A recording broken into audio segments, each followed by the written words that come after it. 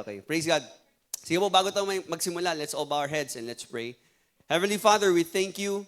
Salamat, Panginoon, sa iyo pong kabutihan, katapatan, Panginoon. In every season of our life, marami man pong problema, mga pagsubok, pero alam namin kayo po ay Diyos na tapat sa iyong mga pangako. Ikaw ang Diyos na makapangyarihan at ikaw ang Diyos na magbibigay sa amin ng kalakasan, Panginoon, upang mapagtagumpayan ang lahat ng mga bagay na dumarating sa aming buhay.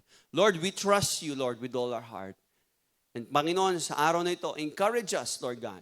Encourage and strengthen our faith upang kami, Panginoon, ay magbigay kaluguran sa iyo, upang malugod ka sa aming buhay, because it is impossible to please you without faith. Thank you, Lord, and teach us and feed us from your word. Use me, Lord, as your mouthpiece. Speak through me, Lord God, and speak to your people.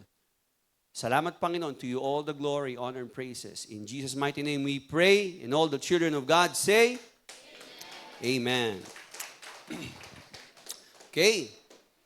So, today ay magpapatuloy pa rin po tayo sa ating pong pag-aaral in the book of Hebrews. At huwag kayong mag-alala, hindi magugunaw ang mundo sa pamamagitan ng baha. Kaya kahit lumakas yan, hindi pa katapusan. Okay? So, ngayon po ay nagpapatuloy po tayo sa pag-aaral natin in Hebrews chapter 11. And Hebrews chapter 11 is one of the most famous chapters in the New Testament. And most of the time, tinatawag natin itong Hall of Faith. No? Kung saan nandito kasi yung mga listahan ng mga tao na ginamit ng Diyos as an example of how should we trust God. Paano ba tayo dapat manatili sa pagtitiwala sa Diyos? So dito makikita natin, the writer introduces men and women who lived by faith. Okay? At napakarami pong mga tawag natin dito, mga heroes of faith. Okay? But there is something important that we need to remember. Ang Hebrews 11 po ay hindi lang po basta tungkol sa listahan ng mga tao, sa buhay ng mga tao na nanampalataya. Ito po ay tungkol din sa makapangyarihang Diyos na karapat-dapat pagtiwalaan. Nakarapat-dapat na sa Kanya lang tayo magtiwala. Okay? So, nung time na ito, just to refresh you, alam ko matagal-tagal tayong nag-aaral na ng Hebrews, but I just want to give a refresher sa background ng Hebrews. So, the writer of Hebrews is speaking to believers na gusto nang sumuko sa pananampalataya nila. Ayaw na, susuko na. So, ano ba ang dahilan? During their time, they were experiencing pressure. Matinding pressure kasi pupwedeng yung kanilang mga kabuhayan, naghihirap na sila, or matinding suffering, pinapahirapan sila ng mga persecutor nila, ng emperor ng Rome, at maraming opposition, maraming pumipigil sa kanilang pananampalataya. At ang temptation ay kung worth it pa ba? No? Worth it pa ba na ipagpatuloy yung kanilang pananampalataya? Kasi ang dami nang nawala eh. Ang dami na nilang naisakripisyo. Okay? Dapat pa ba ako magpatuloy o siguro bibitaw na lang ako? Balik na lang ako sa dati kong religion. And the writer of Hebrews is telling them to keep believing, keep trusting, and keep obeying, and keep looking to Christ. Okay? In Hebrews chapter 10, verse 36, sabi ng author ng Hebrews, "For you have need of endurance, so that when you have done the will of God, you may receive what is promised." So, kumbaga, magpatuloy kayo, mag-persevere kayo, huwag kayong susuko upang yung pinangako ng Diyos, makamtan ninyo. Sino po dito ang gustong makamtan ang pinangako ng Diyos sa Kanya? We all know, we have read, and we have heard a lot of promises from the Bible. Sinabi ito, pinangako ng Diyos, and ang pinakamatinding pangako ng Diyos is that we will be with Him forever. Amen? So, pagdating sa chapter 11, nagbigay ng example ang author ng Hebrews kung anong ibig sabihin at anong klaseng pananampalataya ba ang dapat meron tayo. Okay? And sa unang bahagi ng chapter 11, verses 1 to 3, natutunan natin that faith is trusting what God has said until we receive what God has promised. Ibig sabihin, kung may sinabi ang Diyos, panghahawakan mo yun. At hindi mo yun bibitawan hanggang sa makamtan mo kung ano yung kanyang ipinangako sa'yo. So, ang pananampalataya, hindi lang ito basta tungkol sa kung anong gusto mo. Ito ay tungkol sa kung anong pinangako ng Diyos. Okay? Kasi napakaganda po ng pangako ng Diyos sa atin. No? Yung ating eternal salvation, yung ating eternal life with Him. Wala na po tayong paghihirap, wala nang problema, wala nang pagsubok, wala nang sakit, wala nang kamatayan. Wala nang mga bagay na pinoproblema natin dito sa mundo. Pagdating natin sa langit, magpupuri na lang tayo, magsasaya na lang tayo, magdiriwang na lang tayo. Sino pong gusto ng ganung buhay walang hanggan? Amen? Gusto ba ninyo yon? Handa ba kayo ipagpalit? Lahat makuha lang natin yon. At hindi ito, napakasimple lang ng hinihingi ng Panginoon. Magtiwala tayo kay Jesus. Let's put our trust in Christ. At napakarami pong mga examples ng faith. And today, we look at a very interesting person. Ang unang-unang example ng faith, hindi po si Abraham, hindi si Moses, hindi rin si David, hindi rin si Noah. The first person is Abel. Sabihin natin Abel. Okay, so let's read our text in Hebrews chapter 11, beginning with verse 4. Hebrews 11, verse 4. Nandiyan na po kayo? Say amen kung nandiyan na kayo. Yan. Okay. Ano sabi ng Hebrews chapter 11, verse 4? Sabay-sabay natin basahin. Isang verse lang to eh. 1, 2, 3, go. By faith, Abel offered God a better sacrifice. Isa pa, mas malakas. Yung parang mas malakas pa sa ulan. Ganun. Okay. Ready? 1, 2, 3, go. Abel, a better sacrifice than Cain did. By faith, as a righteous man of his offerings. And by faith, he still speaks even though he is dead. Ba, napakatindi. So, makikita natin dito, isang example, unang-unang example na ginamit ng author is Abel. And makikita natin dito that Abel offered a more acceptable sacrifice than Cain. Or sa Tagalog, si Cain. Okay? At doon nakita at kinumend si Abel as righteous. Kasi tinanggap ng Diyos yung kanyang handog. At sa pamamagitan ng kanyang pananampalataya, kahit po siya ay patay na, ang sabi, yung kanyang buhay nagsasalita pa. Meron pa ring testimony. Kumbaga wala na si Abel, matagal na siyang patay, pero yung kanyang pananampalataya at yung kanyang legacy ay nananatili pa rin. No? Ito ay meron pa ring mensaheng tinuturo sa atin. Kita nyo, sabi ng dulo, sa dulong verse, though he died, he still speaks. So, he died thousands of years ago. Wala namang preaching, wala namang recorded sermon, wala namang libro si Abel, walang salita din na nakarecord sa Bible na sinabi ni Abel, pero sa sinasabi ng Bible, he still speaks. His life speaks. Hindi sa pamamagitan ng salita, kundi sa pamamagitan ng kanyang example. Everybody say example.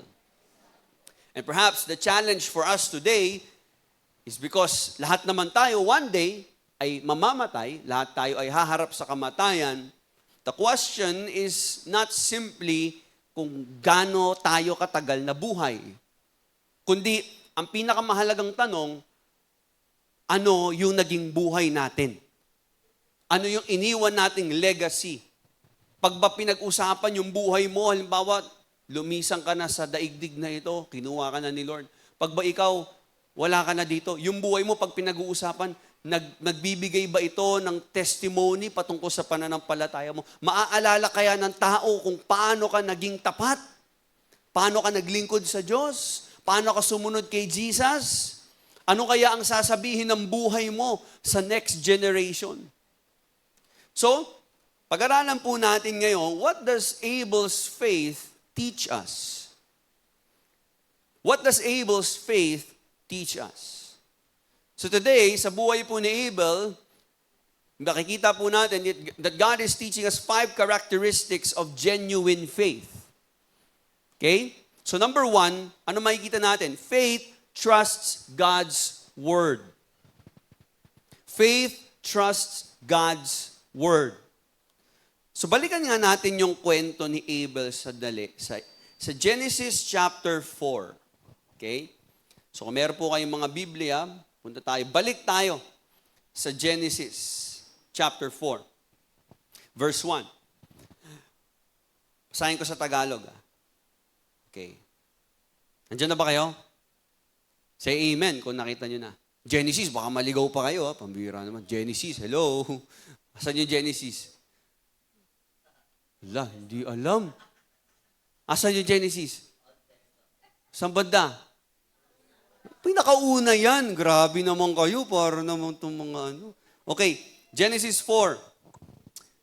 Sabi dito, sinipingan ni Adan ang kanyang asawa at ito'y nagdalang tao. Nang isilang ang kanyang panganay na lalaki ay sinabi ni Eva, nagkaroon ako ng anak na lalaki sa tulong ni Yahweh. Kaya Cain ang ipinangalan niya rito. Sinundan si Cain ng isa pang anak na lalaki at Abel naman ang pinangalan niya dito. Naging pastol si Cain, naging pastol ito at si Cain naman ay naging magsasaka. Yan. So Cain or si Cain ay ang nakatatandang kapatid ni Abel. So magkapatid ito. They were brothers. At makikita natin, actually ang pangalan ni Abel ay ang ibig sabihin ay vapor or hininga. Kumbaga parang mabilis maglaho. At makikita natin, itong magkapatid nito, pareho sila lumaki sa isang tahanan. Kasi wala namang ibang bahay nun, sila lang. No? Pareho sila ng magulang, kasi sila pa lang yung tao nun. They have the same environment, they have the same family history. Siguro pareho din sila ng mga mentor, yun si Adam and Eve, of course. So isipin nyo, ano kaya ang tinuro ni Eva at Adan kay Cain at kay Abel? Siyempre, ang dami because bago magkaroon ng kasalanan, Adam and Eve lived a perfect, unrestricted relationship with God. Kumbaga, yung original design ni Lord na klase ng ugnayan at pagmamahal at relasyon na meron ng Diyos sa tao, naabutan pa ni Adan tsaka ni Eva yon. So they live a perfect relationship with God. They walked with God. They know the will of God. They lived in obedience with God. Alam nila yung joy. Alam nila yung peace na may maayos kang relasyon sa Diyos. So think about what Adam and Eve must have told their children.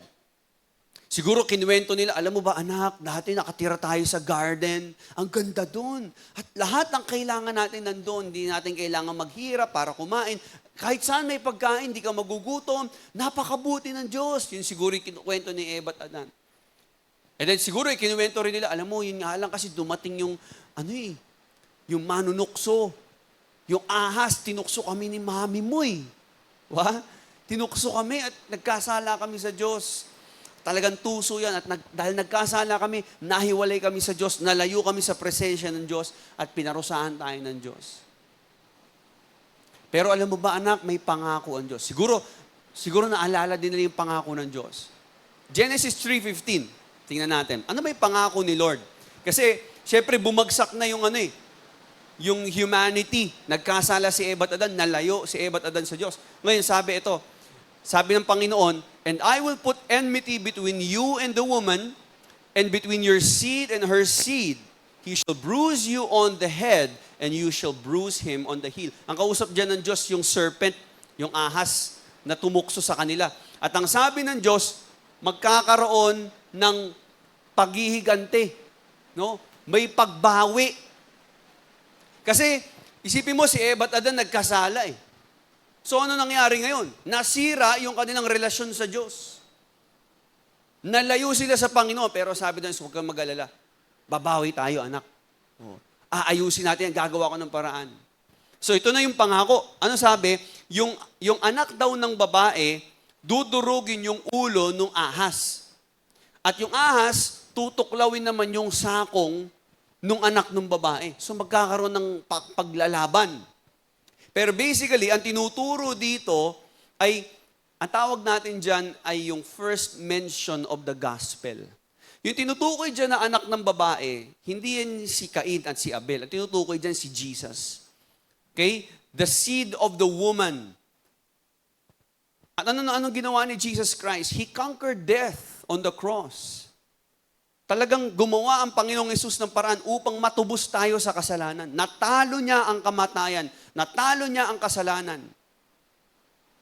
Pero kinailangan ni Jesus ialay ang kanyang buhay, kinailangan niyang mapako sa krus ng Kalbaryo, at yun yung ibig sabihin na tinuklaw nung ahas yung sakong nung anak ng babae. Ibig sabihin, si Jesus kinailangan magsakripisyo, pero muling nabuhay ang Panginoong Hesus at dinurog yung ulo ng ahas. Napagtagumpayan niya ang kasalanan. So sa Genesis 3:15 pa lang, minention na pala ang gospel. Minention na kung paano tutubusin ng Diyos ang tao sa kasalanan. Siguro tinuro din ni Eva at Adan kila Cain at Abel yung patungkol sa kung paano ba maghahandog sa Diyos at kung paano ba kumbaga yung theological lesson na na-experience nila. Kasi di ba pagkatapos nilang magkasala, hiyang-hiya sila di ba? Ano yung ginawa nila sa katawan nila? Nalaman nilang hubad sila. Anong ginawa nila? Tinakpan nila gamit ng dahon. Pero inalis ng Diyos, sabi ng Diyos, hindi pwede yan. Ang ginawa ng Diyos, pumatay ng hayop, okay? At yung balat ng hayop ang ipinantakip sa kanila. Actually, merong lesson doon. Ibig sabihin, ang tinuturo doon ng Diyos, yung inyong sariling pagtatakip sa inyong kasalanan, hindi yan sasapat. Kung gusto nyo talagang matakpan at maalis at mapatawad kayo sa inyong kasalanan, an innocent life must be sacrificed. Kasi wala namang kinalaman yung hayop na pinatay ng Diyos para takpan lang yung kanilang kasalanan. Pero ginawa ng Diyos yun. Ibig sabihin, merong sakripisyo. So in order to provide a covering for sin, someone's life must be sacrificed. Hindi po pwede na mapatawad ang isang tao sa kanyang kasalanan na walang buhay na kapalit. Nakuha po ba natin? Ang kasalanan po, costly. Mahal po. May kapalit po ang kasalanan. At para mapatawad ang tao sa kasalanan, anong kapalit? Anong kapalit? Buhay. Buhay. Hindi po pwede na basta mag-sorry ka lang, yun na yun. Hindi. Kailangan may mamatay. For the wages of sin is death. Someone's life must be a ransom. At naging malinaw na po siguro yung mensahe. Sin brings death. Ang nagdudulot ng kamatayan ay kasalanan. At ang effort ng tao para takpan ang sarili niyang kasalanan, hindi po sasapat. Ang Diyos ang may kakayanan lamang na magtakip at mag-alis ng kasalanan ng tao. So, marahil lumaki si Cain at si Abel na naririnig yung mga ganong katuruan. Basahin natin ang verse 2. Ano daw si Abel? Anong trabaho ni Abel? Si Abel ay isang, ano si Abel? Ano si Abel? Shepherd. Yan. Pastol. So nangangalaga siya ng tupa. Si Cain, ano naman trabaho ni Cain? Farmer. Yan. So they had different occupations. Yung isa ay pastol, yung isa naman ay magsasaka. Eventually, dumating yung araw na itong dalawang magkapatid na ito ay nag-worship. Sumamba sila sa Diyos at naghandog sila sa Panginoon. Basahin natin ang verse 3, Genesis chapter 4, verse 3. Dumating ang panahon na si Cain ay naghandog kay Yahweh ng ani niya sa bukid. Kinuha naman ni Abel ang isa sa mga panganay na ng kanyang kawan. Pinatay niya ito at inihandog ang pinakamainam na bahagi. Si Yahweh ay nasihan kay Abel at sa kanyang handog. Ngunit hindi niya kinalugdan si Cain at ang handog nito. Dahil dito, hindi mailarawan ang mukha ni Cain sa tindi ng galit. Ba? Hindi mailarawan. Paano ba yung hindi mailarawan na mukha? Sample nga, Kuya Alvin. Paano ba yung mukhang hindi mailarawan sa tindi ng galit? May ganun ba kayong kilala? Ha? Di ba, hindi mailarawan? Ba si Liam, pag nakita niyo yung anak ko, pagka, bili tayo pillows. Hindi pwede. Hindi mailarawan, di ba? Parang gusot-gusot yung mukha eh. Tingnan mo nga yung katabi mo. Nakita mo na ba magalit yung katabi mo? Tingnan mo. Nakita mo na ba? Di ba? Ganon, hindi mailarawan, hindi maipinta. Parang ganon. Nagalit si Cain. Kasi nag-offer sila, nag-worship, yung worship ni Abel, tinanggap, kay Cain, hindi tinanggap. Sabi, ba't ganon? Sama, pinaghirapan ko yun ah. Naghihirap ako dun ah. So kita nyo, pareho sila nag-worship, pareho silang may hinandog sa Diyos. Pareho silang may binigay sa Diyos, pero mayroong isang bagay na magkaiba. Si Abel, natuwa si Lord sa offering niya. Si Cain, hindi pinansin ni Lord, hindi natuwa si Lord. Bakit kaya? Pastor, kasi allergic si God sa gulay. Yun ba yun? Ayaw ba ni Lord ng gulay? Gusto ba niya karne? Mas gusto ba niya ang karne kaysa gulay? Oh, may iba kasi hindi kumakain ng gulay dito. Sino hindi kumakain ng gulay? Si Jan. Diba? Ayoko ng gulay, di ba? Pag inaya mo, chop suey, yak! Di ba? Gusto ko steak. Yan. So, ano kaya? Ano kayang problem sa palagay ninyo? Bakit hindi tinanggap ni God o ni Yahweh yung offering ni Cain? Now, sinabi sa atin na ng Hebrews yan. Balik tayo sa Hebrews chapter 11, verse 4. Ang sabi ng Hebrews chapter 11, verse 4, yan. Hebrews. Yan. Nanginginig pa yan. Hebrews. Ang sabi dyan, by faith, Abel offered to God a more acceptable sacrifice. By faith, Abel offered to God a better sacrifice. So bakit naging better yung sacrifice ni Abel? Bakit?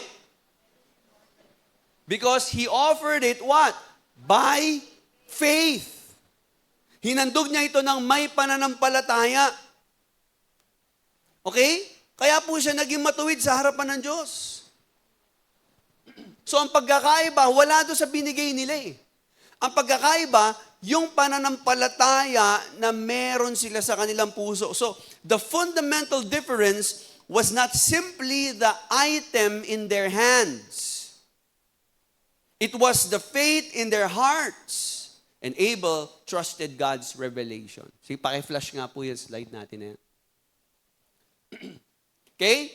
So wala doon sa kanilang offering, it was their faith. Ang difference kung bakit nalugod ang Diyos kay Abel, hindi siya nalugod kay Cain, it's because si Abel may faith. Amen? Paano natin masasabing si Abel merong faith? Abel approached God according to God's word. May revelation na ang Diyos. May tinuro na si Eva at Adan sa kanilang mga anak na kung maghahandog kayo, ito ang nais ng Panginoon. It must, if you'll worship, you must take an innocent sacrifice. There must be a sacrifice. Ito ang ginagawa ng biblical faith. Ang biblical faith ay nagtitiwala sa Diyos kahit hindi pa niya nakikita lahat-lahat ng dapat niya makita. Ang sinasabi ng faith, kung ano sinabi ni Lord, pananampalatayanan ko, panghahawakan ko. Kung ano inutos ni Lord, susundin ko. Kasi inutos ni Lord eh. Kung ano pinangako ni Lord, yun ang pagtitiwalaan ko. Doon ako aasa sa sinabi ng Diyos. So, kabaliktaran ang tinuturo ng mundo ngayon. Sundin mo kung anong gusto mo, anong nararamdaman mo, kung feel mo, yan ang tama para sa'yo, gawin mo kasi yan yung feel mong tama para sa'yo eh. Magkakaiba tayo ng tama eh. Kaya iba yung tama eh, di ba? So gumawa ka ng sarili mong katotohanan. Kung pakiramdam mo ikaw ay babae, sige magpakababae ka. Kung pakiramdam mo ikaw ay lalaki, sige magpakalalaki ka. Kung pakiramdam mo ikaw ay both, babae at lalaki ka, sige magpakababae at lalaki ka. Kung pakiramdam mo ikaw ay halaman, sige halaman ka, puno ka, hayop ka, lahat na pwede kang maging kahit sinong gusto mo. Basta sundin mo kung ano nararamdaman mo. Kung anong tama para sa'yo, yan, may tama ka. Diba? Basta yung tama ko lang yun. Magkakaiba tayo ng tama dito. Kaya ang dami na may tama eh. Iba-iba ng tama. Hindi mo alam kung tama ba na tamang pamumuhay o tama na amats eh. So, ano sinasabi ng biblical faith? Ang biblical faith ay pagsunod sa Diyos, sa sinabi ng Diyos. Okay? At yun naman ang sinabi ng Bible. That's where faith begins. Hindi nagsisimula ang faith kapag nafe-feel mo na, oh, ayun na yung faith, nararamdaman ko na. Mas kaya ko na mag-faith.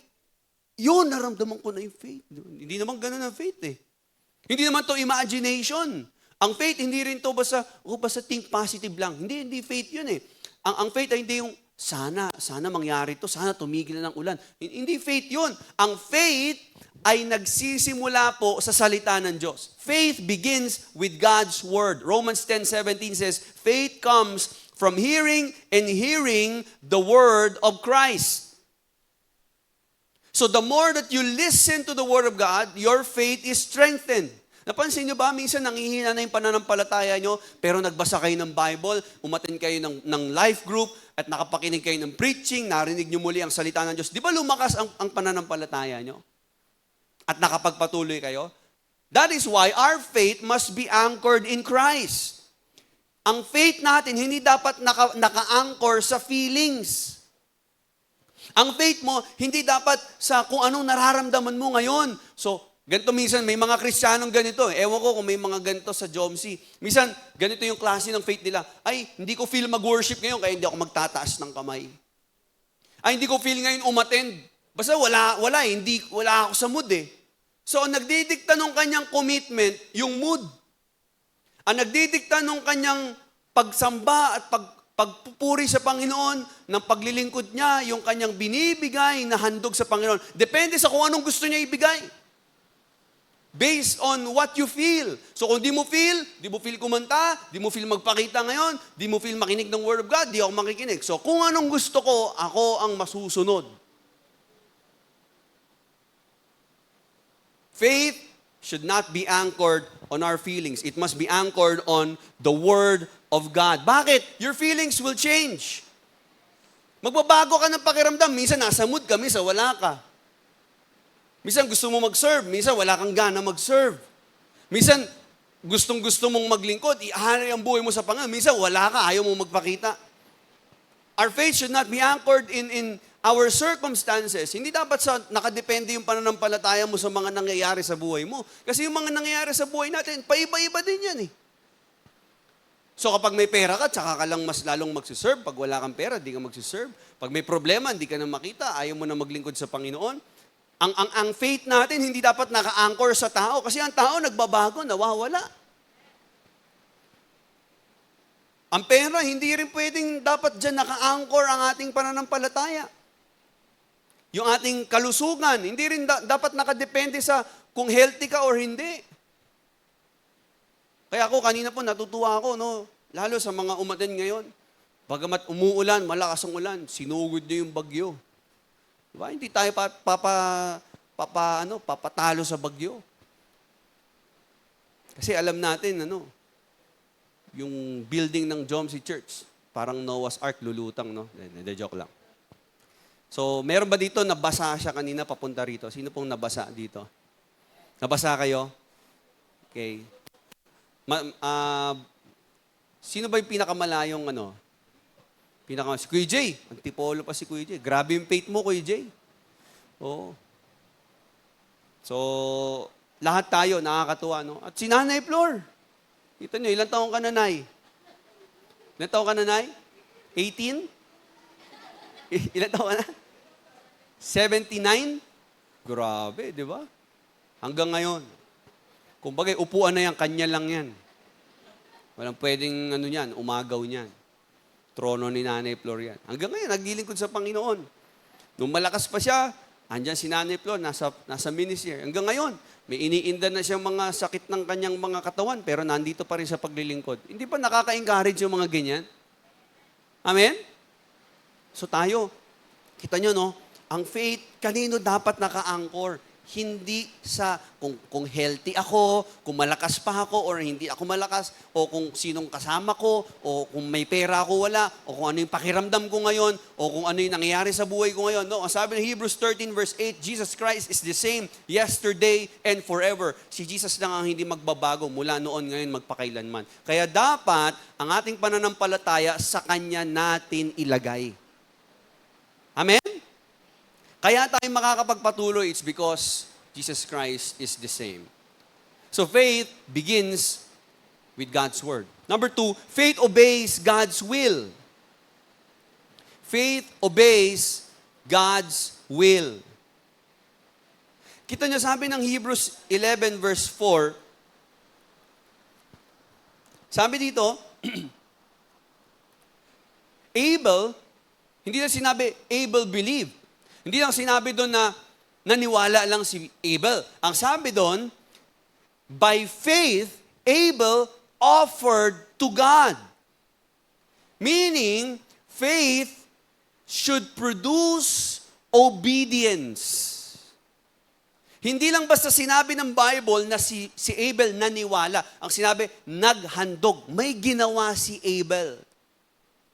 Okay? Faith produces action. At makikita natin, yung faith ni Abel, visible. Yung kanyang pamumuhay, yung kanyang pagsunod, nakita natin. And this is consistent sa buong mensahe ng Hebrews. Hebrews 10:36, sabi, kayo ay magpatuloy. You need to persevere. So that when you have done the will of God, you may receive what is promised. Kita nyo, hindi lang pala basta sasabihin mo, naniwala ako kay Jesus. Ang sabi dito, makakamtan mo yung pinangako ng Diyos kung ginawa mo ang kalooban ng Diyos. Ang totoong pananampalataya, ginagawa ang kalooban ng Diyos. So hindi mo talaga pwedeng sabihin na, uy, nanampalataya na ako kay Jesus, kung hindi mo naman ginagawa yung kalooban ng Diyos. Not everyone who says to me, Lord, Lord, will enter the kingdom of heaven. Only those who did the will of God, only the one who does the will of the Father in heaven will enter. Yung mga gumawa lang at sumunod lang sa kalooban ng Diyos. Napakadelikado kasi sa panahon natin ngayon. Merong kumakalat na klase ng Christianity na basta naniwala ka lang kay Lord. Oh, I believe in God, I believe in Jesus Christ, I believe in the Bible, oh, I believe na talagang totoo siya. Pero wala naman nagbago sa buhay. Walang pagsunod, walang obedience, hindi nagrepent, yung kasalanan ginagawa niya, ganun pa rin. No holiness, no submission, no sacrifice, hindi nagpapatuloy. Kapag may pagsubok, wala na, no perseverance. So, hindi mo pwedeng sabihin na, oh, may faith ako eh. Yung faith mo dapat nakikita sa ating ginagawa. So ang faith, ang biblical faith, hindi lang pala siya basta dapat intellectual agreement na sa isip mo lang, oh, basta naniwala ako sa isip ko. True faith produces obedience.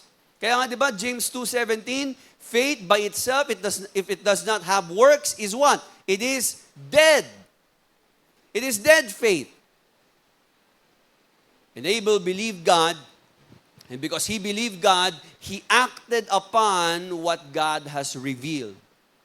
Sinunod niya yung gusto ng Diyos. Hindi niya sinabi, oh, naiintindihan naman ako ni Lord. Oh, alam naman ni Lord yung kalagayan ko. At kung ano lang yung maibigay kong klase ng worship, yun lang yung bibigay ko. Ngayon, parang di ko feel masyadong mag-worship ng todo-todo eh. Naiintindihan naman ni Lord. Kasi ganito kalagayan ko, kaya yung commitment ko, ganito lang muna. So kung ano lang yung feel ko at sa tingin kong kaya ko, yun lang muna sa ngayon. Ganun ba yung worship ni Abel? Ganun ba yung naging paglapit niya sa Diyos? No. Lumapit siya according sa kung anong gusto ni Lord na klase ng pagsamba. Now, let me challenge you, brothers and sisters.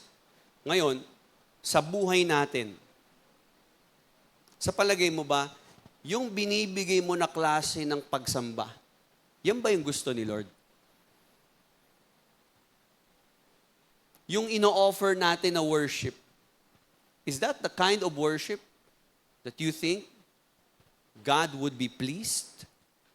Malulugod kaya ang Diyos? Kasi, alam niyo po, ito lang po paalala lang po, hindi po pwede na tayo sasamba kay Lord, tapos tayo yung masusunod. Tapos tatawagin mo siyang Panginoon.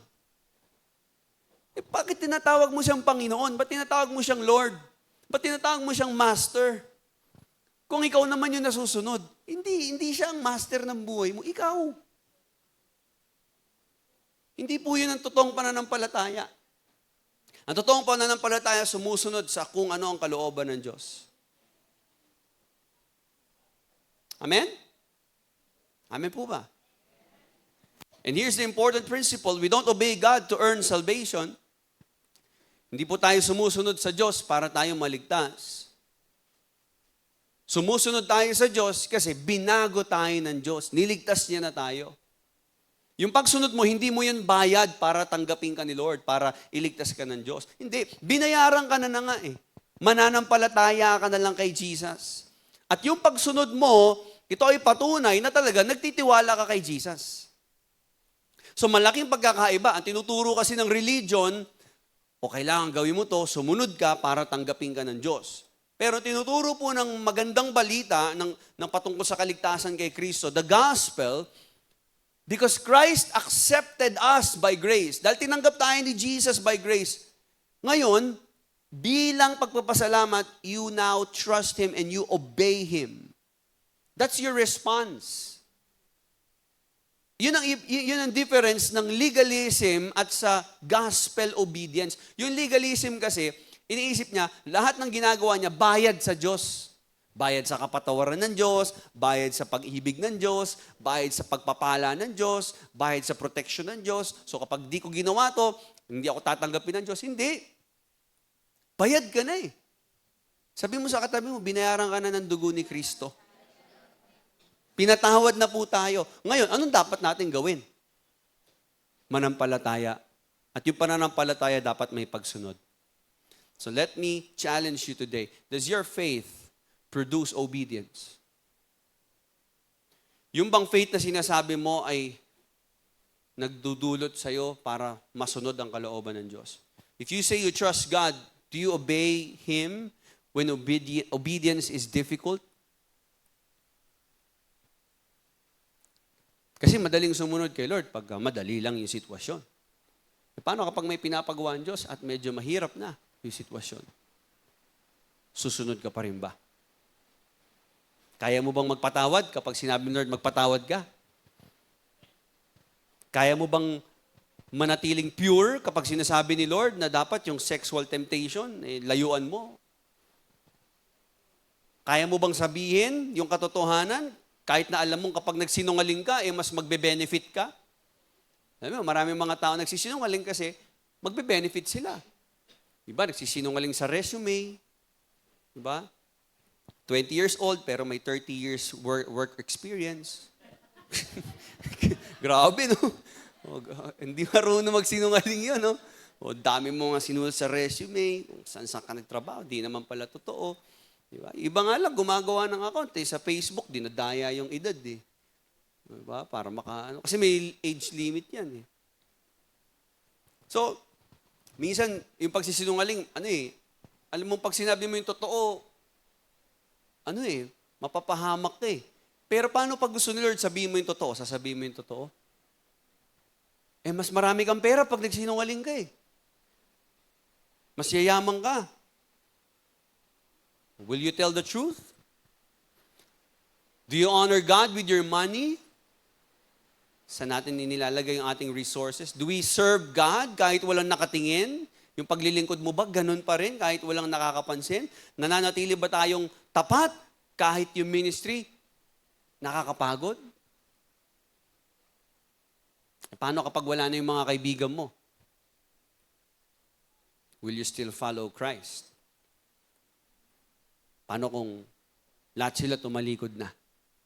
Ikaw ba magpapatuloy? Because faith is not merely what we say on Sunday. Faith is what we do when God's word confronts what we want. Paano kapag binabanggana ng Diyos yung mga bagay na gusto mo? Will you trust God enough to obey Him? Lord, ito yung gusto ko eh. Lord, ito yung preference ko eh. Ito yung gusto kong trabaho, ito yung gusto kong gawin, ito yung gusto kong career. Paano kung sabi, Lord, uy, huwag yan, mag-full time ka. Paano na? Ang hirap. Lord, paano yung pamilya ko? Paano po yung buhay namin? Paano yung future ko? Lord, ito yung gusto kong gawin. Sabi, Lord, i-give up mo yan. Lord, siya po yung gusto ko eh. Hindi yan, huwag yan. Unbeliever yan eh. Lord, pogi eh. Maraming pogi si Jomsi, hanap ka lang dyan. Diba? Si Nanay Linda nga, nakahanap ng pogi, ikaw pa. Grabe, no? Tay, pogi tayo dyan, tay, no? Ang tumutol, tumba. Amen? So sometimes, babanggain ni Lord yung mga bagay na gusto natin. So, will you trust God? Sometimes, minsan, hindi mo kailangan, alam mo ba't nasistress yung maraming Christians? Minsan nakakalimutan natin magtiwala na hawak ni Lord yung buhay natin. So whatever situation is coming your way, hindi mo kailangan ma-overwhelm or ma-pressure o ma-stress. Kasi kung inalaw ni Lord yun, ibig sabihin may plano si Lord. Diba? Lord, ba't kaya umuulan? Ba't kaya ganito nangyari? Kaya nawalan akong trabaho. Ba't kaya ganito nangyari sa business namin? Lord, may plano ko eh. At mabuti ang Diyos natin. Magtiwala tayo sa Kanya. At sumunod tayo sa kalooban niya kahit na mayroong kapalit. Yun ang totoong pananampalataya. Amen? Palakpakan natin si Lord. Number 3, faith rejects self-righteousness. Yan. So we need to understand, sa buhay ni Cain, this is where the story becomes uncomfortable. Kasi si Cain nag-worship. Nag-worship naman si Cain eh. Nagdala din ng offering. At religious si Cain. Hindi siya atheist. Naniniwala siya sa Diyos. He believed in God. At lumapit siya sa Diyos eh. Naghandog din siya sa Diyos. Pero, gusto ni Cain, yung paglapit niya sa Diyos, sarili niyang terms, sarili niyang condition. He wanted to approach God based on His conditions, on His rules. That's the danger of religion. That's the danger. Kasi you can be religious and still be far from God. Pwedeng umaattend tayo ng church at hindi mo naman talaga kilala si Kristo. You can sing worship songs and still have unrepentant heart. Pwedeng you have so many Bible verses at mahal na mahal mo pa rin yung kasalanan mo. You can serve in the ministry and be spiritually dead. At tinuturo ng buhay ni Cain sa atin na yung pagiging religious, hindi po pwede itong maging substitute sa pagkakaroon ng totoong pananampalataya. Kasi si Cain, nagdala siya ng kanyang handog sa Diyos, pero hindi siya lumapit sa Diyos ng may pananampalataya. Tapos nung nireject siya ng Diyos, nireject ni Lord ang offering niya, sabi ng Genesis 4:5, so Cain was very angry and his face fell. Kita mo, nirebuke siya ni Lord eh. Pinagsabihan siya. Pwede naman siya Lord, sorry po. Sige po, ito na po yung ihahandog ko next time. Imbis na mag-repent, anong ginawa ni Cain? Nag-rebel. Hindi nag-repent, nag-rebel. He rebelled against God. Basahin natin ang Genesis 4, verse 6 to 7. Ito sabi ni Lord sa kanya. Then the Lord said to Cain, "Why are you angry?" Sabi mo sa katabi mo, "Ba't ka galit?" Parang ganyan, tinanong ni God kaya. Oh, Cain, sabi ni Yahweh, "Cain, ba't ka ba nagagalit? Ba't ka galit? Anong kinagagalit mo?" Ayun yung usapan nila, kinausap sila ni Lord. No, during their time, nakakapag-usap pa sila talagang directly. Naririnig nila yung tinig ng Diyos. "O Cain, ba't ka nagagalit? Ano ang kinagagalit mo? Bakit nakasambakol yung mukha mo? Ba't kaya yung itsura mo?" Ewan ko ano yung itsura ni Cain nun. Baka,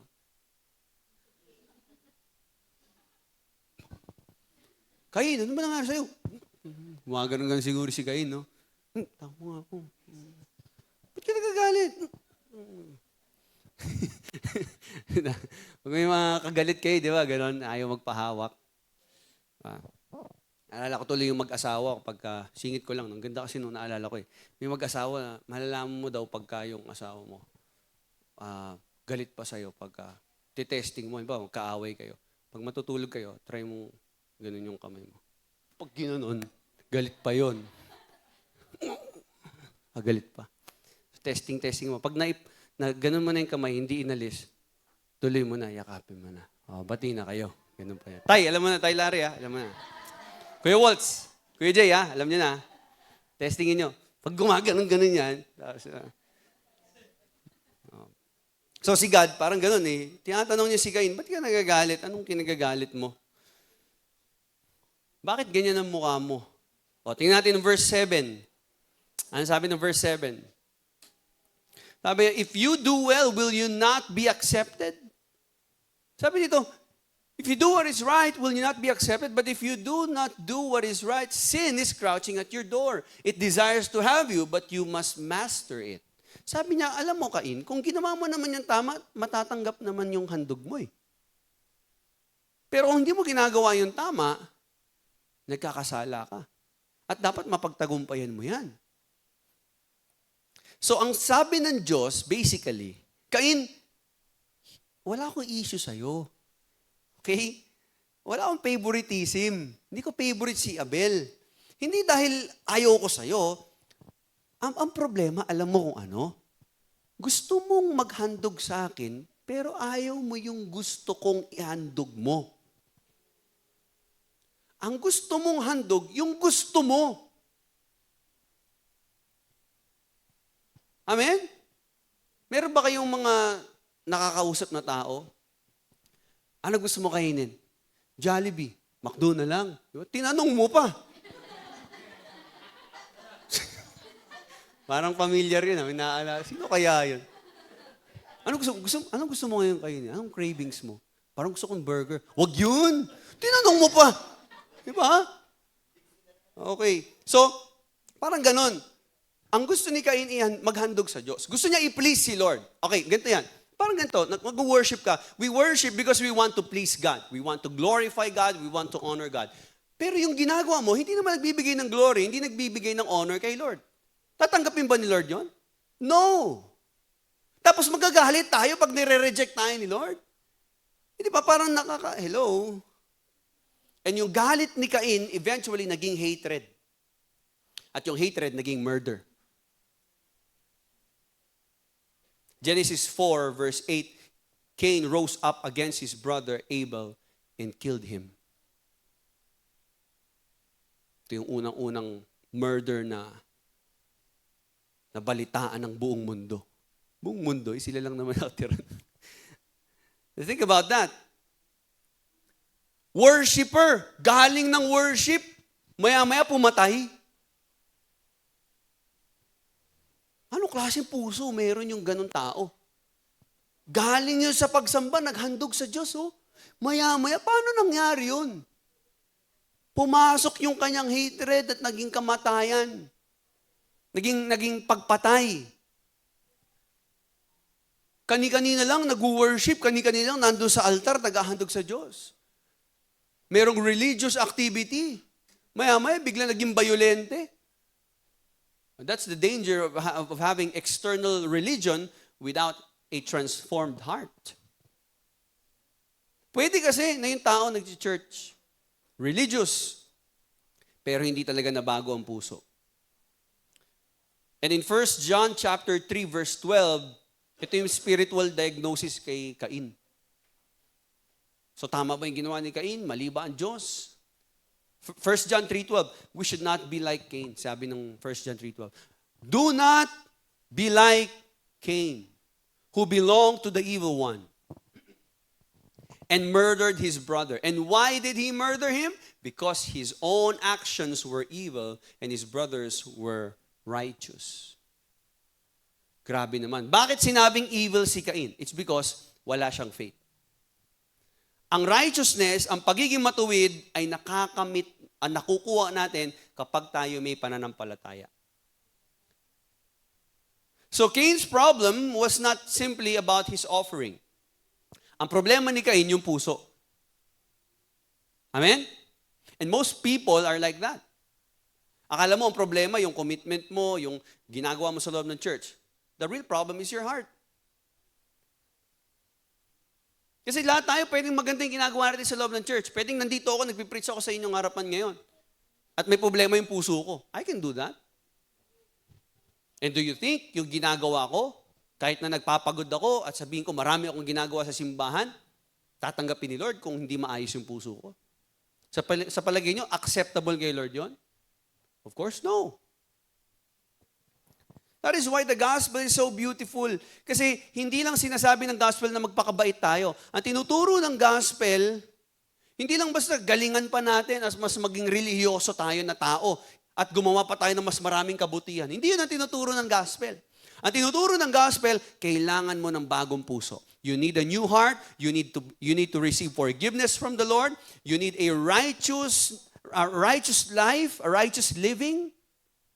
Something na hindi mo kayang makamit at magawa sa sarili mong kakayanan. And basically, what the gospel is trying to tell us, you need Jesus. Ang problema kasi natin, hindi dahil gumagawa lang tayo ng masama.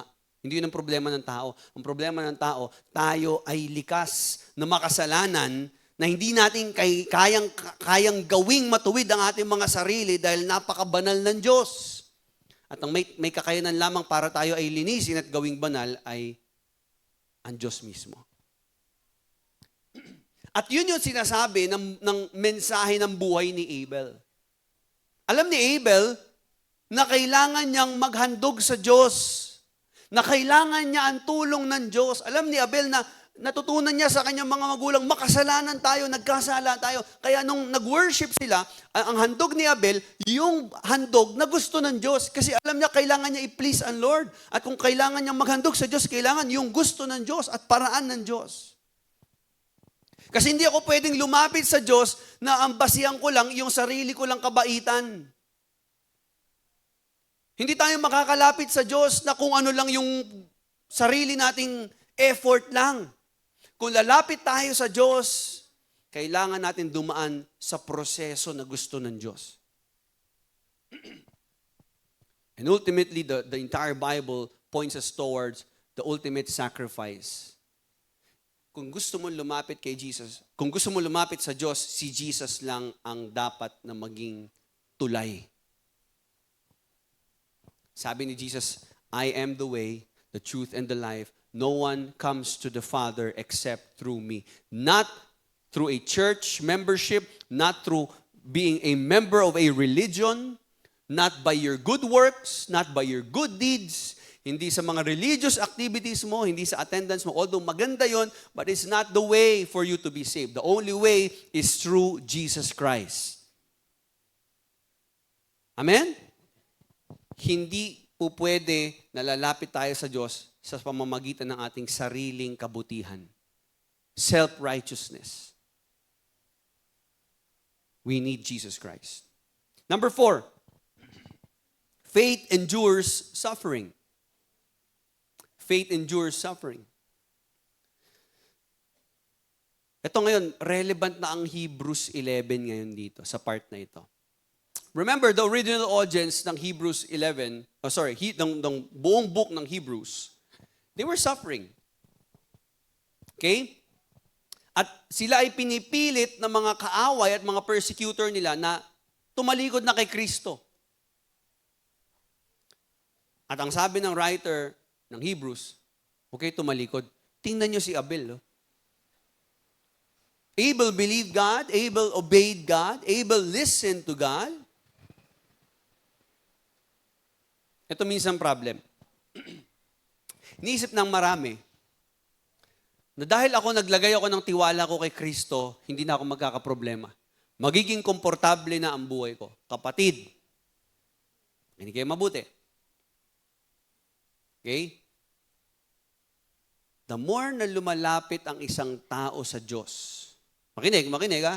The more na lumalapit ang isang tao sa Diyos, mas lalong susubukin yung kanyang pananampalataya. Hindi niyo napapansin?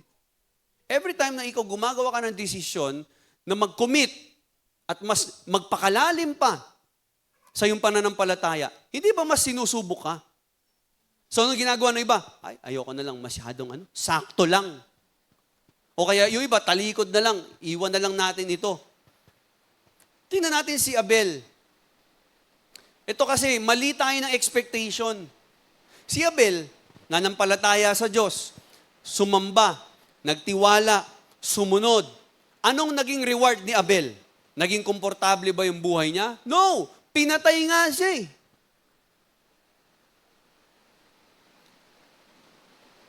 He was murdered for his faith. So Hebrews 11 verse 4 is telling us na, kita nyo, yung faith niya, although siya ay namatay, hanggang ngayon, nananatili pa rin, nangangaral pa rin. May mensahe pa rin yung buhay niya. Yung faith ni Abel, hindi naman naging dahilan dahil may faith siya na wala yung suffering. So, hindi dahil may faith ka, mawawala na yung problema mo. Hindi dahil nag-commit ka ngayon kay Lord, mawawalan ka na ng mga pagsubok. Pero alam niyo maganda, makikita natin, si Abel, hindi naman na-prevent ng faith ni Abel yung suffering. Nag-suffer pa rin siya. He was murdered, he died, but his faith enabled him to remain faithful in suffering. At yun yung ginagawang bagay ng Diyos sa buhay natin. Kapag may faith ang tao, hindi ibig sabihin ikaw ay problem-proof or suffering-proof or persecution-proof.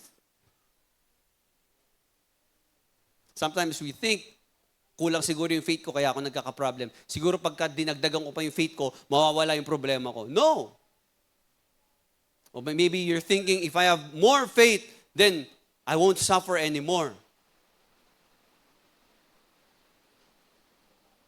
Pero hindi po tinuturo ng Hebrews 11. Hebrews 11 teaches something deeper. Faith remains faithful even when circumstances don't change. Yung pananampalataya, based sa sinasabi ng Bible, nagiging tapat, consistent, nagpapatuloy, kahit na yung sitwasyon niya hindi nagbabago. Kaya ang ganda nung awit natin kanina, no? Yung worship song natin. Sa lahat ng panahon, Diyos ka sa amin. Sa lahat ng oras, nariyan para sa amin. Panginoong Hesus, purihin ka.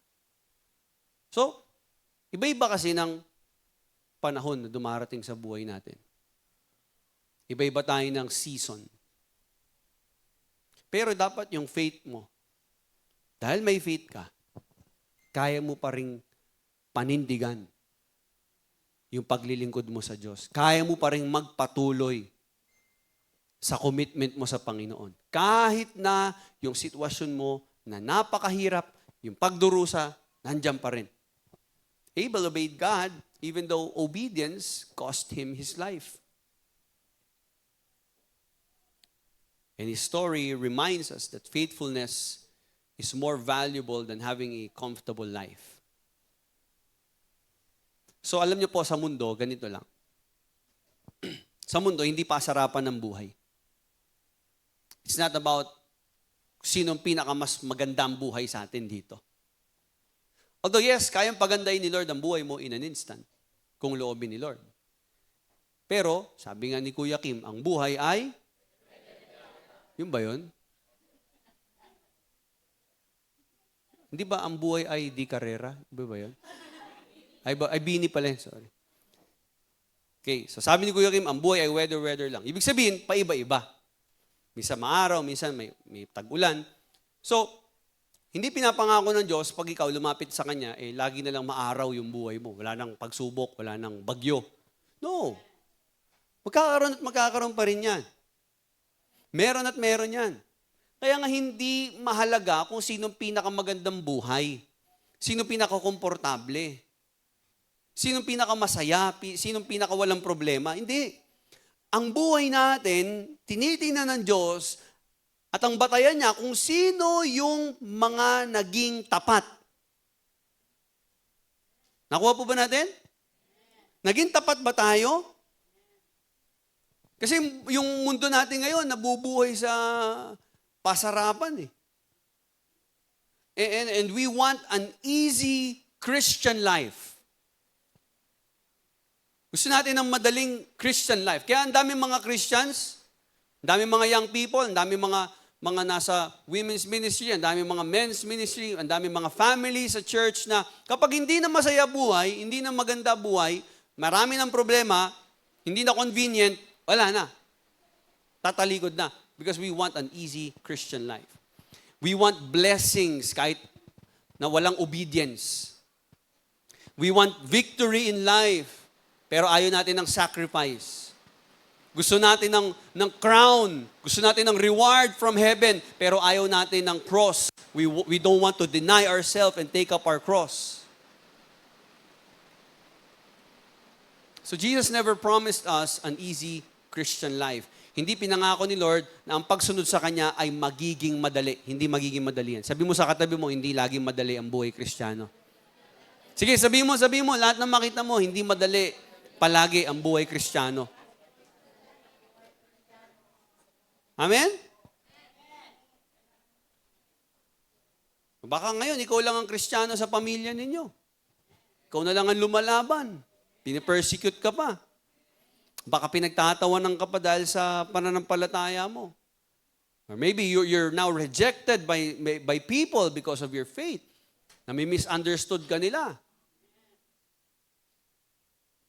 Sometimes our obedience can cost us financially. Kumbaga may opportunity para ikaw ay sumagana na, yumaman na, pero mako-compromise yung pananampalataya mo. Susuway ka sa kalooban ni Lord, pero yayaman ka. Kakagat ka ba? Kahit nakasalanan na yung gagawin mo, kahit na mali na yung gagawin mo, pero yayaman ka. Kakagatin mo? Or maybe, serving God is costing you your time. Will you still serve God?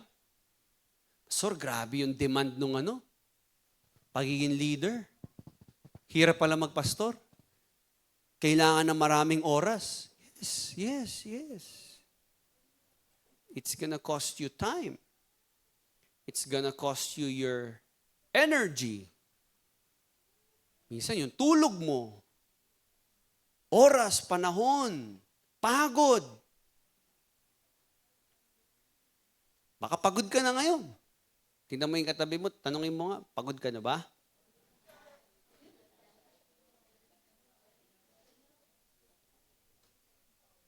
Okay? Baka may pinapanalangin ka, may hiningi ka kay Lord, tapos hanggang ngayon, wala pa rin. And you're maybe thinking, Lord, worth it pa ba? Worth it pa kaya magtuloy ako? Huwag na lang kaya magpastor. Huwag na lang kaya mag-Christian. Huwag na lang kaya mag-leader. Worth it pa ba? Ano ba itong pinaggagawa ko dito, Lord? And Hebrews chapter 11 is telling us, keep going. Keep going. Look at Abel. Diba? He died, but his death was not the end of the story. Patay na si Abel, pero sabi ng Bible, though he died, he still speaks. And Abel's death did not silence his testimony. Actually, yung faith niya, bagamat maikli lang yung naging buhay niya, ito yung naging testimony niya na hanggang ngayon pinag-aaralan natin at nagbibigay ng mensahe sa atin. Na magpatuloy ka kahit mahirap. Ilaban mo. Bakit? Kasi worth it. Worth it, yung reward at yung pangako ng Diyos, tutuparin niya yun. Basta manatili ka lang sa pananampalataya. Huwag kang tatalikod. Sige po, palakpakan natin ang ating Diyos na tapat. Number 5, faith leaves a gospel legacy. Faith leaves a gospel legacy. Now, we arrive at the heart of the passage at makikita natin, sabi ng Hebrews, through his faith, though he died, he still speaks. Again, wala tayong nakitang recorded sermon or book or preaching or lecture na nanggaling kay Abel. Wala siyang miracle, walang word na binanggit ang Bible na sinabi ni Abel. But his life speaks. And what does Abel's life say? Ano sinasabi ng buhay ni Abel? Sinasabi sa atin ngayon, God is worthy of our trust. Sinasabi ng buhay ni Abel, God's way is better than our way. We cannot save ourselves. We need a sacrifice. And ultimately, ang buhay po ni Abel is pointing to our need of Christ. And this is where we must be careful. Si Abel, hindi siya yung pinaka-hero ng gospel. Si Jesus ang hero ng gospel. Yung sacrifice ni Abel, ito ang ganda nito, nung inaaral ko po ito. Yung sacrifice ni Abel, it points forward. Yung kanya naging sakripisyo ng kanyang buhay, yung kanyang kamatayan, it points to something. You see, Abel offered a lamb. And later on, binanggit ng Bible in the New Testament that Jesus is the Lamb of God. Yung dugo ni Abel, Abel's blood cried out from the ground. Yung dugo niya dumanak. But Hebrews 12:24 says something extraordinary about Jesus. Basahin natin Hebrews 12:24 if you have your Bibles. Okay? To Jesus, the mediator of a new covenant, and to the sprinkled blood that speaks a better word than the blood of Abel. Uy, ano ibig sabihin nun, pastor? Ano ibig sabihin nung dugo ni Kristo na mas, sabi doon, merong better word, merong better message than the blood of Abel. What is the author of Hebrews trying to tell us? Sabi, the blood of Christ, Jesus, the mediator of the new covenant. Yung kanyang dugo, it speaks a better message. Ano ibig sabihin nun? Kasi, yung dugo ni Abel, bagamat, ito ano lang to, tawag dito, personification. Umiiyak yung dugo ni Abel. At humihingi ng hustisya. Hustisya. Diba? Maganin yung dugo niya. Yung dugo ni Kristo, nagbigay ng hustisya. Amen? Sabi ng dugo ni Abel, kailangan magkaroon ng hustisya. Ang sabi ni Jesus, ito ang hustisya. Bayad na. Yung dugo ni Abel ay patunay at nagpapaalala sa atin na ang kasalanan kailangan parusahan. Kailangan parusahan. At yung dugo ni Kristo, ano tinuturo? Inako ko na yung parusa nyo. Tapos na. Yung tao, kailangan parusahan. Mamamatay tao yan. Makasalanan ng tao. Pero ang sabi ng dugo ni Kristo, bayad na. Binayaran ko na. So this is the greater reality na tinuturo sa atin ang buhay ni Abel. The entire sacrificial system of the Scripture is pointing toward Christ. The ultimate sacrifice. At ang sabi ni John the Baptist, "Behold, the Lamb of God who takes away the sin of the world." That's the gospel. You cannot save yourself. Yung pagiging mabuti mo, hindi ka kayang iligtas nito. Yung pag-attend mo sa church ngayon, hindi yan ang magliligtas sa'yo. Yung pagiging involved mo sa ministry, yung paggawa mo ng mabuti, yung family background mo, yung pagiging anak mo ng pastor, o yung kamag-anak mo Christian, at kung ano mang mga relihiyon ang sinalihan mo, it cannot save you. It cannot make you righteous. It cannot forgive you of your sin. Only Christ can save us. And that is why yung series natin, it is about being anchored in Christ. Kasi si Abel, he had faith. But our faith ultimately must be anchored in Christ. Hindi lang basta natin ginagaya yung pananampalataya na meron si Abel, kundi yung pananampalataya natin, ano meron sa pananampalataya ni Abel sa pananampalataya natin, pareho yung pinananampalatayanan natin na Diyos. Iisa ng Diyos si Abel at yung Diyos natin. At kung sinasabi ng Bible, yung Diyos ni Abel ay tapat, ibig sabihin yung Diyos din natin tapat. Amen? And we must trust the finished work of Christ. So, sino tayo ngayon? Ikaw ba si Cain o si Abel? Gusto ko pong iuwi nyo ito. Si Cain at si Abel, they came from the same family. They have the same parents, same home, same spiritual background, same knowledge about God. Okay? Same opportunity to worship. Pareho yung kanilang kinalakihan, pinanggalingan. But they ended up in a very different places. Yung isa nagtiwala sa Diyos, yung isa nagtiwala sa sarili niya. Yung isa sumunod, yung isa nagrebelde. Yung isa tinanggap, yung isa hindi tinanggap. Yung isa righteous, yung isa sinabi masama at evil.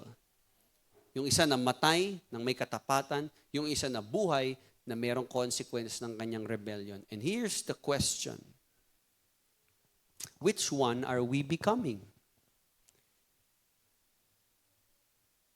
Kasi posible na maging kagaya tayo ni Cain. While sitting in church, you can be singing, you can clap, you can worship, you can lift your hands, you can serve, you can preach, you can lead people, you can attend life groups, Bible studies. You can know the Bible, you can know theology. You can be a Christian for a long time. And still, yung puso mo, pareho pa rin ng kay Cain. Kung anong gusto ko lang ihandog, yun lang. Kung busy ako, busy ako. Kung di ako pwede, Lord. Kung ito lang ibibigay ko, ito lang. Kung walang purity yung iaalay ko sa'yo, Lord, tanggapin mo na lang. Yan yung gusto ko eh. I will approach you my way. If I'm gonna serve you, Lord, I'm gonna do it my way. Lord, kung gusto ko mag-ministry, gusto ko yung style ko. Huwag niyo po ako pakikialaman. Huwag niyo ako i-correct. Hindi ko kailangan ng rebuke ng correction ninyo. Kasi ito yung handog ko eh. Naghahandog na nga ni.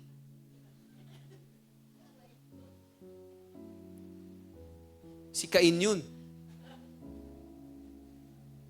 Uma-attenda nga po eh. Ito na nga eh. Di naman nawawala eh. Ako na nga lang na dito eh. But Lord, magde-demand ka pa. Ba't kailangan ayusin ko pa? Si Cain yun. That's offering like the offering of Cain. But if we want to be like Abel, ang sinasabi ng faith ni Abel, Lord, I have nothing to offer that can make me righteous. Lord, wala po akong may ahandog sa inyo. Marumi po akong basahan. Wala po akong may pagmamalaki. I am a sinner. I am desperate, Lord. And I cannot save myself. I need your grace, Lord. I need Jesus. And I trust your word. I trust your provision. Lord, kung ano po yung paraan para ako ay makalapit sa inyo, kung ano po yung way na ikaw ay mabibigyan ko ng glory at ng honor at mapapasaya ko po kayo, Lord, kung ano yung terms mo at conditions mo, ano yung rules mo, ano yung gusto mong klase ng paglilingkod, yun po ang gagawin ko. Because I trust you. And because I trust you, I will obey you. That's Abel. Yun ang pagsamba na meron si Abel. So what does Abel's faith teach us? It tells us to keep trusting God even when obedience is costly. Sometimes, yung pagsunod sa Diyos, it's gonna cost you a lot of things. Maraming kapalit. Maraming pwedeng maging bayad. Maraming kailangan maging sakripisyo. Pagod, pera, oras, lakas, panahon, kaibigan, opportunities. Maraming pwedeng masayang. But if you keep on trusting God, like Abel, pagamat yung buhay natin, one day, lilisan tayo. Our life will be a living testimony of faith. Eventually, lahat tayo mamamatay. Lahat tayo ay mawawala dito. So the question is not whether our lives will end or not. The question is, when we're gone, pagtapos ka na, at wala ka na dito sa mundo, ano maaalala ng tao sa'yo? Maalala kaya ng mga anak mo yung naging pananampalataya mo? Makikita kaya ng pamilya mo kung paano ka naging tapat kay Kristo? Paano ka sumunod? Yung mga dinisciple mo, maaalala kaya nila yung obedience mo? Yung sacrifice mo? Yung church, will they remember your faithfulness? Yung mga kaibigan natin, will they remember how we handled suffering? Nung panahon na tayo nakakaranas ng pagsubok, problema, maaalala kaya nila yon? Will people be able to say na talagang grabe yung tao na yan, nagtiwala talaga siya sa Diyos? Talagang buhay yung pananampalataya. Nakita ko talagang mahal na mahal niya si Lord. Hindi siya nag-compromise. Hindi siya sumuko. Naging tapat siya sa paglilingkod. Nag-suffer siya, pero hindi niya iniwan si Jesus. He was anchored in Christ. Church, that is legacy. Yun dapat. Yun sana ang maiwan natin. Hindi to tungkol sa kung anong klaseng bahay, kotse nabili mo, gaano kalaking bahay meron ka, gaano karami meron ka sa bank account, gaano karaming followers at viewers meron ka, not how successfully you appeared. Si Cain, he built, he accomplished, naging successful siya at yung mga descendants ni Cain, sa mata ng mundo. Pero pagka-usapan na salita ng Diyos, ang evaluation kay Cain, hindi siya successful, hindi siya accomplished. Why? Because earthly success without God is empty. Si Abel, maikli lang ang buhay niya, pero yung buhay niya po ay naging testimony of faith. So measure your life by eternity. Because sometimes obedience looks like failure in short term. Pwede ngayon, parang pakiramdam mo yung gagawin mong obedience kay Lord, parang hindi maganda yung kalalabasan. Yung pagiging tapat, parang hindi siya magandang tingnan. Yung pagiging banal, parang pwedeng maraming opportunities ang masayang kasi hindi tayo banal. But remember Abel, hindi po natapos sa kamatayan ng buhay ni Abel. God had the last word. For a believer, death is not the end because Christ conquered death. And because Christ lives, those who belong to Christ have hope beyond the grave. So church, wag lang natin sana gayahin at hangaan yung pananampalataya po na meron si Abel. We must have that kind of faith. Keep believing, keep serving, keep obeying, keep enduring, and keep looking to Jesus. Because the one who saved you will sustain you. Palalakasin ka ni Lord. Kung ano sinimulan ni Lord sa buhay mo, tatapusin niya. So don't stop trusting Jesus. So challenge ko po sa lahat, mga kapatid. What kind of faith do you have? Ano pong klaseng pananampalataya meron tayo? Before we pray, can we just bow our heads and we'll sing this song for the last time.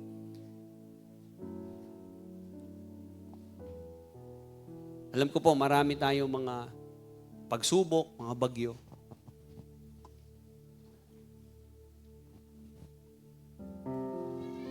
Come on, sige po. Just make this your prayer.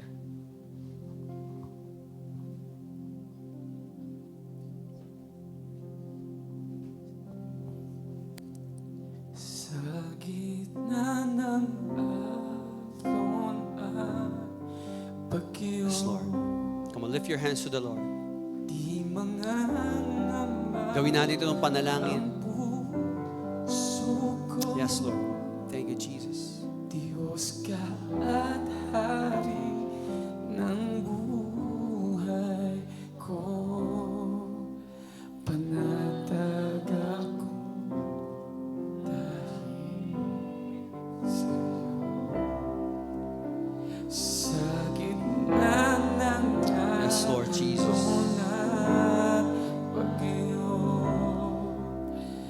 di mangangamba ang puso ko. Diyos ka at Hari ng buhay ko. Panatag ako dahil sa'yo. Sa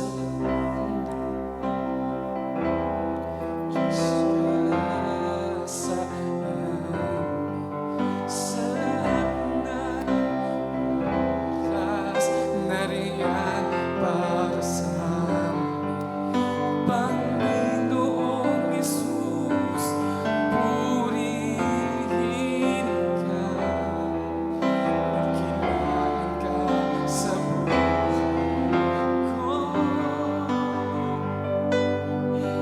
Di nagbabago, Diyos ka sa tanging sandigan, nariyan pa sa amin. Panginoong Jesus, maghari ka, magliwanag ka sa buhay ko. Sa lahat ng panahon, Diyos ka sa amin. Sa lahat ng oras, nariyan para sa amin.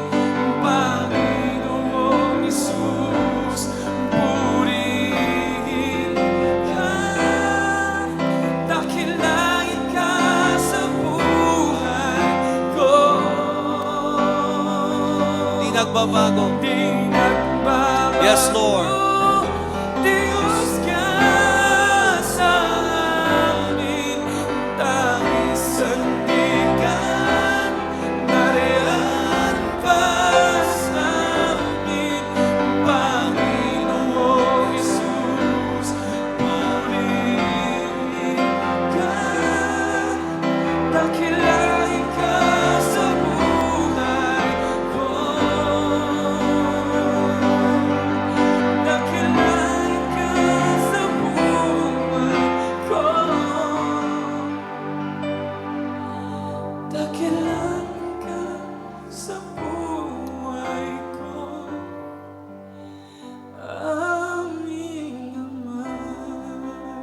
Thank you, Jesus.